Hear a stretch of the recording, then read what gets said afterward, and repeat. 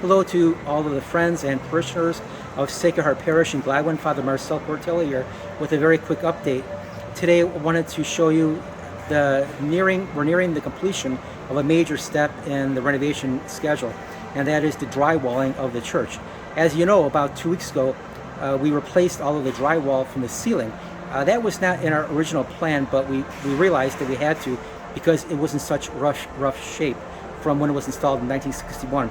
In addition to all of that, though, we have drywalled the rest of the church, including installing insulation and drywall on the cinder block walls. So in addition to being much more attractive, we're going to be reaping the benefits of energy savings.